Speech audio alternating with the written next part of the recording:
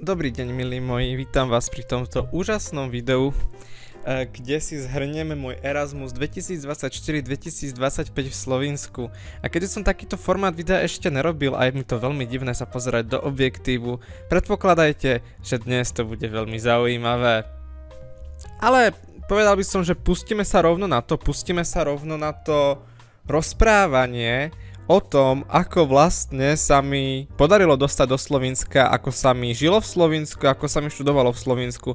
Keďže je to pomerne ako keby rozsiahla téma, tak si na ňu dám dneska viacej času a možno vytvorím viacej častí, možno sa to všetko vleze do toho jedného dielu, ale bude mať, ja neviem, 40 minút.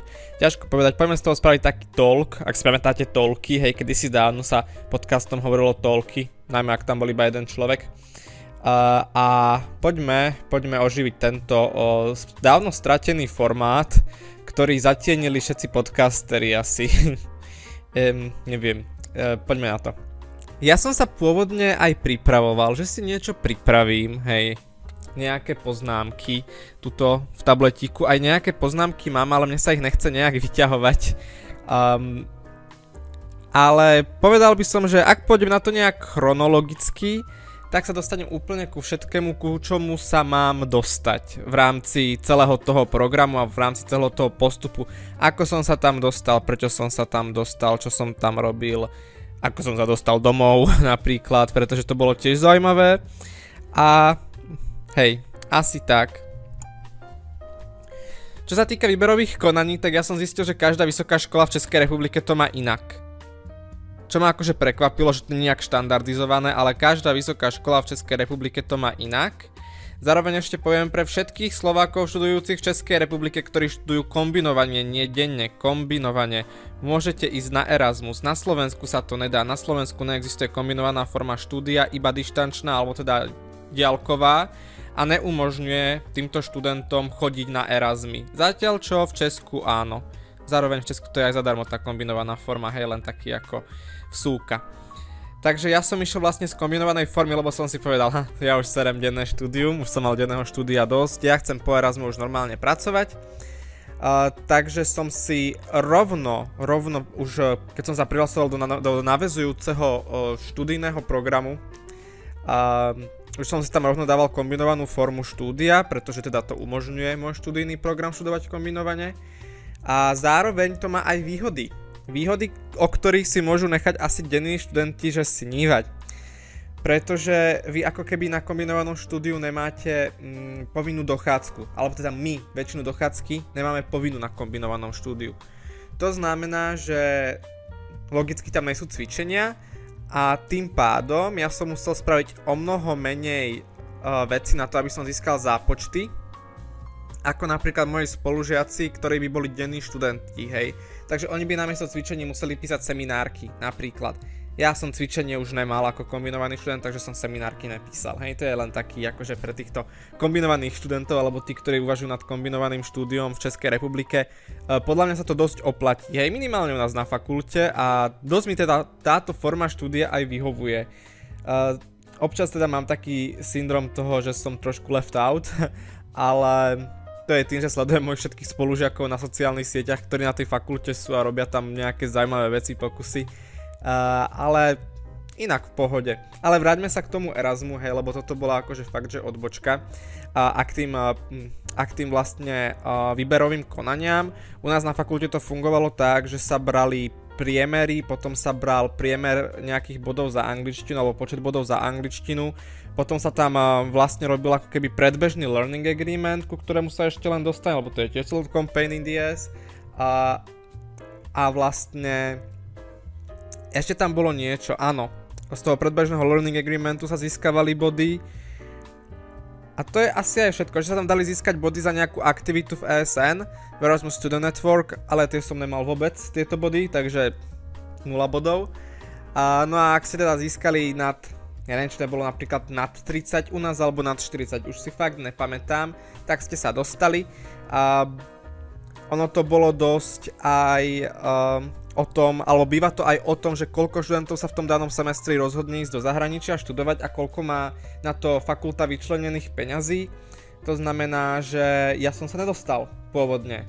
pôvodne som sa nedostal na Erasmus, pôvodne som bol prvý náhradník asi 2 týždne na to, ako som dokončil. 2 týždne na to, ako som vlastne zistil, že ma neprijali, tak sa niekto z toho Erasmu odhlásil, že nejde nakoniec a ja som sa tak posunul vlastne na to miesto toho daného človeka ako náhradník a tým pádom som sa na ten Erasmus nakoniec dostal, čo bolo akože celkom šťastie, musím povedať.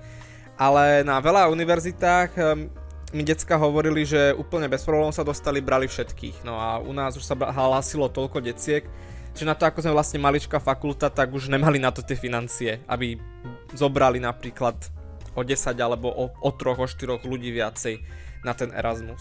No a keď sa tam vlastne dostanete, tak k tomu začne vám také kolečko vyslovene, že byrokracie, ktorá je pri Erasme akože... je to byrokracia. Nemám rád byrokraciu a ideálne by som s ňou nechcel mať nič spoločné. Pri Erasme si tú byrokraciu jednoducho musíte odbiť. To znamená, že či už to je nejaké vyplňovanie formulárov na stránkach tej danej univerzity, vyplňanie nejakých dotazníkov, nejaké registrácie do ich systémov, čakanie, potom keď nejak vás už zaregistrujú a poprosia vás konečne o ten learning agreement, tak s vašou fakultou riešite ten learning agreement, hej, čakáte na to, alebo čakáte, či vám dajú nejaké tie, zisťujete s vašou fakultou, ktoré predmety by vám mohli uznať z tých predmetov, ktoré si vyberáte v tom zahraničí do toho learning agreementu.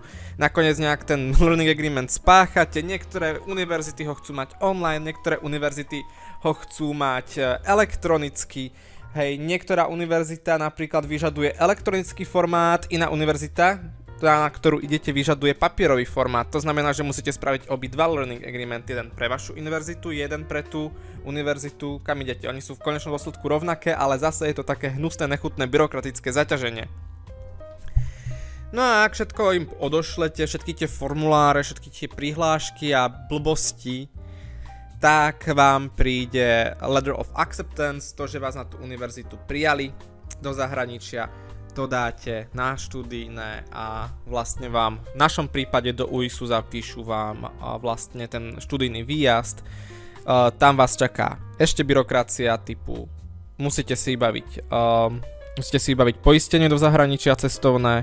To som riešil cez normálne moju univerzitu, máme tam niekde návod, takže to si zaplatíte a viac menej to je všetko, čo sa týka vašej fakulty, sa mi zdá. My tam máme ešte také, že checklist, takže všetky tie dokumenty, ktoré sme získali, hej, learning agreement, poistenie, acceptance letter a tieto veci, tak sa nahrávajú ešte znova do UISu, hoci už ste to odovzdali na študijnom, ešte raz to treba dať do UISu, aby to tam bolo, logicky.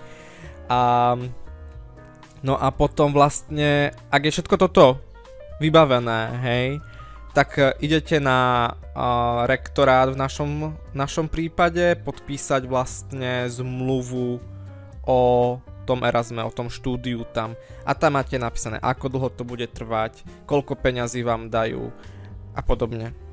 Nenechajte sa prosím vás, jak to povedať, neoklamať.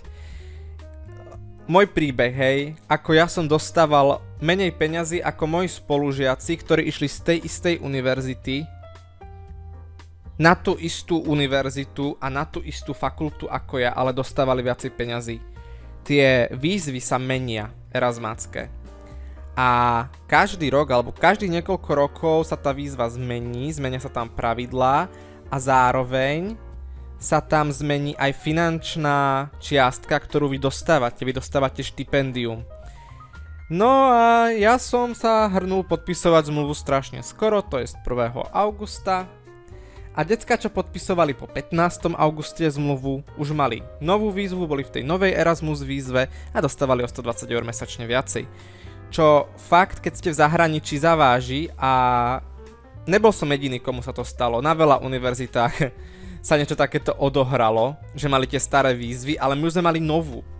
A ja som podpísal ešte tú starú, takže som dostával menej peňazí. Čo akože môže znieť strašne povrchne, že oni dostávali viac a ja som dostával menej. ale ste v zahraničí, ste tam prvýkrát, dajme tomu, že sám, žijete tam, budete tam žiť 5 mesiacov a fakt, že každé 1 euro v ruke obrátite, by som povedal. Minimálne v mojom prípade to tak bolo, že ja som veľmi, veľmi uvažoval nad tým, na čo peniaze budem míňať a na čo ich nebudem míňať. Tak napríklad vyzeral potom aj môj social life. Ale hej, asi toľko k tým zmluvám. Zároveň ja som ešte bol posledný ročník, ktorý mal možnosť testovať Erasmus Green. To sa dokafralo, to sa tiež pokazilo. No, nastala, že malá technická závada, ale budem dúfať v to, že nás to moc neovplyvní. To bola akože úžasná vec, ktorú vytvorili v rámci toho Erasmu, že vlastne cestovanie, ktoré bolo ekologické, to znamená, že tam boli vlaky, autobusy, spolujazdy so študentami, podotýkam. A vlastne dostali ste 50 eur navyše k tomu vašemu grandu, hej, na to cestovanie. Čo vám nevykrie, že nič. To vám vykrie možno cestu tam, ak idete vlakom a idete do krajiny, ktorá susedí s vami. Možno vám to vykrie. No a ja som išiel síce cestou tam spolujazdou so študentom od nás z univerzity, ale späť ma viezli rodičia a to už sa nepovažuje za spolucestovanie, takže som vracal celý grant. Ale to až na konci, hej, keď budeme riešiť zase papierovačku na konci. Tada, trošku som sa pozeral teraz mimo. Ale čo už, kontrolujem, či mi dobre nahráva mikrofón, lebo celkom teraz vypadáva. To je tak, keď váš laptop, ktorý ten zvuk zaznamenáva, má len USB-C a používate prechodku na USB-čko, alebo váš mikrofón na USB-čko. No, to znamená, že som vyriešil už papierovačky a teraz idem riešiť bývanie. Bolo mi ponúknutý internát, alebo teda kolej v Maribore, čo bola jedna z možností, kde sa ubytovať, ale ja som nechcel. Som to aj s našimi riešil, túto finančnú stránku, pretože mňa naši počas štúdia na vysokej ešte finančne podporujú. Myslím si, že som není jediný, ktorého ešte rodičia na vysokej podporujú, teda dúfam. A riešili sme ešte aj ten Erasmus, lebo fakt tých 480 eur, ktoré ja som dostával, to by vykrylo kolej možno a hej, k dobru by mi zostalo 300 eur. Moje zárobky alebo nejaké moje našetrené peniaze. Takto som riešil ubytovanie ja si sám, neriešil som to cez univerzitu, keďže som chcel mať vlastnú izbu. A ideálne na byte. A to bol pain in the ass. To akože nájsť nejakú izbu v Maribore bol strašný problém pre mňa. A to hovorím akože fakt, že som hľadal, takže som mal už poravenú aj excelovskú tabuľku a tam som mal napísané názov ubytovania, či som ich kontaktoval, či oni kontaktovali mňa naspäť, hej, či mi to zamietli, či mi povedali, že dobré, môžeme sa ísť o tom baviť. Až nakoniec som teda našiel jedno ubytovanie, ktoré bolo drahšie, ale povedal som si, jolo, žijeme len raz, Boh vie, koľko času budem v škole, Boh vie, koľko času budem mať na cestovanie, chcem si to spraviť čo najpríjemnejšie v tom Maribore, chcem mať svoj vlastný kľud, chcem mať pokoj, chcem byť v nejakom príjemnom prostredí, pretože ak ste typ človeka, ktorý si užíva koleje a internáty, super, good for you, choďte do Mariboru na kolej. Akože najlepšia vec, čo môžete spraviť, tam fakt to žilo. Ale ja som si po 3 rokoch na vysokej povedal, že ja už nechcem byť na internáte a rád si priplatím tých... Bolo to okolo 150 eur navyše, hej. Tie byty sa pohybujú od 250 do 350 eur mesačne cca. Jedine, že máte také šťastie ako moja spolužiačka, nájdete byt za 150 pri väzení. Ale to je skorej akože výnimka, ktorá potvrdzuje pravidlo. Fakt, že som sa pýtal deciek, tak decka platili za byty okolo 300, 350, niekto platil dokonca 400 za byt, čo bolo akože už pre mňa celkom akože pálka. Viem, že za garzonku platili spolužiačky nejakých 600 eur, boli tam dve, takže 300 na hlavu. Takže tie ceny v Slovensku sú akože za bývanie dosť šialené, ale znova, koleje sú o mnoho dostupnejšie bývanie a ak vám nevadí bývať s niekým na izbe, tak choďte do toho. Zároveň, čo spravili teda Číňania, podľa všetkého, čo som počul, tak si nedohadovali to ubytovanie cez toho referenta, ktorý s nami riešil, zahraničného referenta, ktorý s nami riešil Erasmus a ubytovanie, ale priamo s kolejami, hej. Takže študentské domovy Maribor, tam napíšte nejakej kolejbábe vedúcej a ona vám možno dá nejakú sobu, teda izbu za drahšie, ale budete mať vlastnú napríklad. To akože je podľa mňa relatívne možné a musíte to začať riešiť čo najskôr. Ale myslím, že sa to dá aj takýmto spôsobom poriešiť. Čo keby viem, tak by som to možno tak riešil aj ja, ale znova, moje ubytovanie bolo skvelé, bolo v centre mesta, bolo 200 metrov od vlakovej stanice, 300 metrov od autobusovej stanice, do centra som to mal 5 minút, hej, na vlakovku keď som bežal, tak možno aj 2. Ak ja práve nestopol semafor pred vlakovou stanicou a nehodil ti tam 90 sekúnd čakania. Čo bolo pomerne bežné u mňa. Mal som na to šťastie, no. Takže asi toľko k tomu. Takže bývanie je problém, nie je to problém, koleje problém nejsú. Ak dostanete learning agreement strašne neskoro, tak koleje môžu byť problém získať, ale sú tam študentské domovy súkromné, je ich tam strašne moc, sú tam rezidencie študentské, môžete si vybrať, môžete tam ísť a môžete si tam užiť fakt aj v tých rezidenciách študentských, ktoré sú akože, tak už rybičky neuvidíte, ktoré sú tam, tak je tam strašne moc študentov a viete tam fakt zažiť kopu rôznych zážitkov a tak ďalej a tak ďalej. Taký som trošku neostrý, musím povedať, ale čo už.